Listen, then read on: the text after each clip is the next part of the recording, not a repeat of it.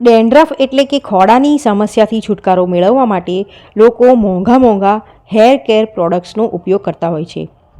જો કે તમે કેટલાક ઘરગથ્થુ ઉપચારો અજમાવીને પણ હંમેશા માટે ખોડાથી છુટકારો મેળવી શકો છો. વાળ કમજોર થવા અને ખરવા પાછળનું સૌથી મોટું કારણ હોય છે ડેન્ડ્રફ. ડેન્ડ્રફના કારણે માથામાં ખુજલી થયા કરે છે. ડેન્ડ્રફના પરમાનન્ટ ઇલાજ માટે મેથી દાણા, લીંબુ અને આદુ ઉપયોગી થઈ શકે છે.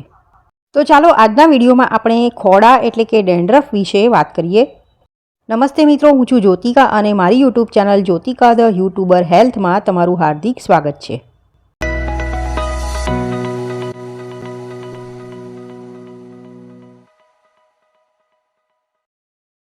ખોડો કે વાળને લગતી બીજી કોઈ સમસ્યા એ ચામડીમાં તથા આરોગ્યમાં કોઈ ક્ષતિ હોવાનું સૂચવતા લક્ષણો છે.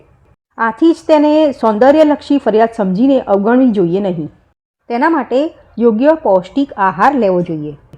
દૂધ, છાશ, ફળો, કચુંબર, સૂકો મેવો, લીલા શાકભાજી, કઠોળ, અનાજ, ફળો, શાકભાજીના રસયુક્ત ખોરાક ખાવો જરૂરી છે.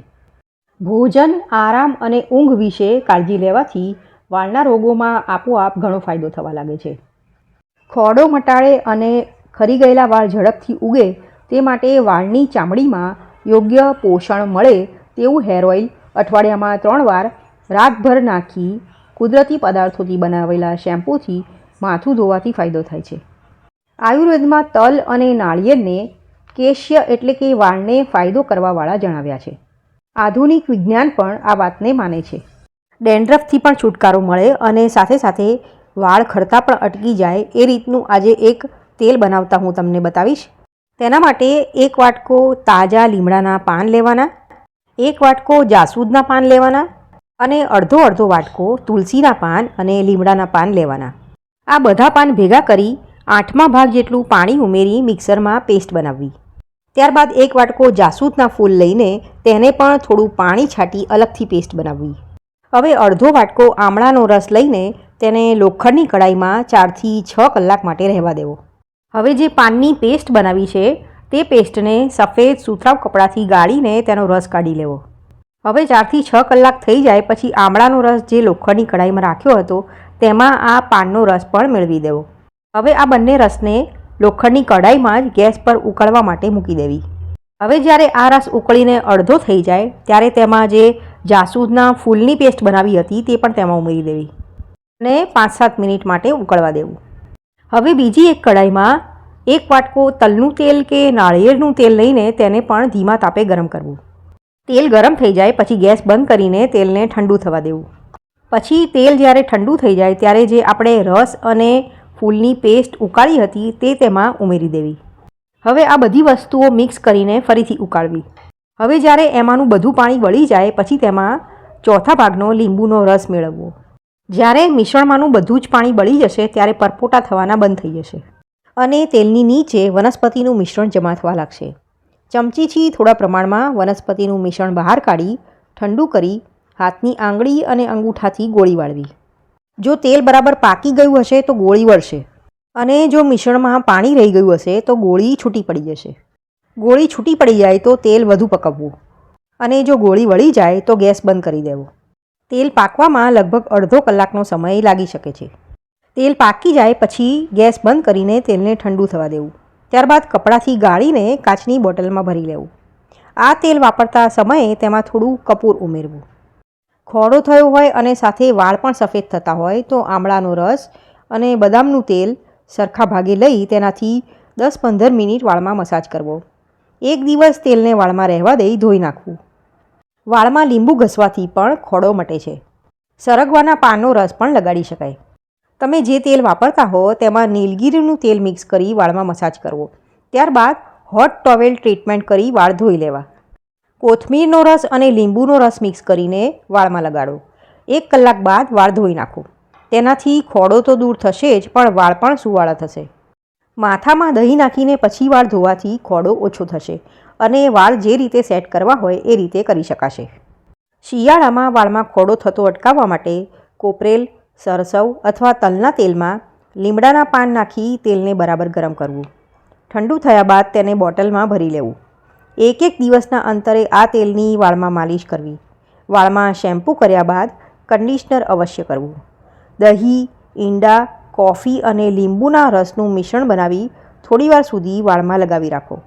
ત્યારબાદ વાળને ધોવા. વાળને વધુ પડતા ગરમ પાણીથી ન ધોવા. અઠવાડિયામાં એકવાર હોટ ટોવેલ ટ્રીટમેન્ટ લેવી. એલોવેરા જેલ પણ ખોડા માટે ઉપયોગી છે. એલોવેરા જેલને માથામાં લગભગ 40થી 60 મિનિટ સુધી લગાવીને રાખવું. પછી હેર વોશ કરી લેવા. આવું કેટલાક દિવસ સુધી કરવાથી માથાનો ખોડો દૂર થઈ જશે. આમળા, શિકાકાઈ અને અરીઠા પાવડર થોડા કલાકો માટે રાખી તેનાથી વાળ ધોવા. બદામના તેલથી 5 મિનિટ વાળની મસાજ કરવી. ખોડો વધારે હોય તો જે પાણીથી માથું ધોવાનું હોય તે પાણીની અંદર 4થી 5 ચમચી ડેટોલ અને 1 લીંબુનો રસ નાખીને માથું ધોવું. અઠવાડિયામાં એક વખત લીંબુનો રસ અને એટલું જ ઓલિવ ઓઇલ મિક્સ કરીને વાળની માલિશ કરવી અને તેલને વાળમાં 24 કલાક માટે રહેવા દેવું. 24 કલાક બાદ પહેલાં વાળમાં 15 મિનિટ બ્રશ ફેરવવું અને ત્યાર પછી વાળ ધોવા. 1 ગ્લાસ પાણીમાં થોડી ચાની પત્તી નાખી ઉકાળવું. પાણી અડધું થઈ જાય પછી ઠંડુ કરવું અને ઠંડુ કરીને વાળમાં લગાવી દેવું. આ મિશ્રણ વાળમાં અડધો કલાક રહેવા દેવું અને આ અડધા કલાક માટે તડકામાં બેસવું અને ત્યારબાદ વાળ ધોઈ લેવા. આ પ્રયોગ અઠવાડિયામાં એકવાર કરી શકાય. મેથી દાણાને આખી રાત પાણીમાં પલાળી રાખો. બીજે દિવસે સવારે તેની સુંવાળી પેસ્ટ બનાવવી. પછી માથામાં લગાવવી. અડધો કલાક રાખી વાળ ધોઈ નાખવા. અઠવાડિયે એકવાર આ પ્રમાણે કરવાથી સારું પરિણામ મળશે. ખોડો થવાના કારણો વિશેની વાત કરીએ તો કફ, વાયુ, ઠંડા પાણીથી માથાબોળ સ્નાન કરવાથી, ઠંડા તેલનું માલિશ કરવાથી, લાંબા સમય સુધી માથું ન ધોવાથી, શિયાળામાં ઠંડો આહાર લેવાથી, ચોમાસાની સિઝનમાં જો તેલવાળા માથામાં વરસાદનું પાણી પડે તો પણ ખોડો થઈ શકે છે. લાંબા સમય સુધી વાળ કોરા રાખવા કે પછી પરસેવાવાળા મેલા માથામાં તેલ નાખવાથી પણ ખોડો થઈ શકે છે. ડેન્ડ્રફ ન થાય તે માટે કફ કરતી વસ્તુઓનો ત્યાગ કરવો જોઈએ અને હંમેશા હૂંફાળા પાણીથી જ માથું ધોવું જોઈએ. પાણી ન તો વધારે પડતું ગરમ હોવું જોઈએ ન તો ઠંડુ હોવું જોઈએ. કફનો નાશ થાય તેવા તેલથી શિરોધારા કે શિરોબસ્તી લેવી જોઈએ. કડવો લીમડો પણ ડેન્ડ્રફની સમસ્યામાંથી છુટકારો અપાવી શકે છે. તેના માટે એક વાસણમાં 1.5 લીટર પાણી લઈને ઉકાળવું. પાણી ઉકળી જાય પછી ગેસ બંધ કરીને 35થી 40 નંગ કડવા લીમડાના પાન લઈ આ ગરમ પાણીમાં નાખી દેવા અને આ પાણીને આખી રાત આમ જ રહેવા દેવું અને સવારે આ જ પાણીથી વાળ ધોવા. આનાથી ડેન્ડ્રફના કારણે આવતી ખંજવાળ દૂર થઈ જશે. અઠવાડિયામાં 3 વખત આ પ્રયોગ કરવો. ડેન્ડ્રફ માટે લીમડાનો હેર માસ્ક પણ લગાવી શકાય છે. લીમડાનો હેર માસ્ક બનાવવા માટે 3થી 40 નંગ લીમડાના પાન, 1 લીટર પાણી અને 1 ટેબલસ્પૂન મધ લેવું.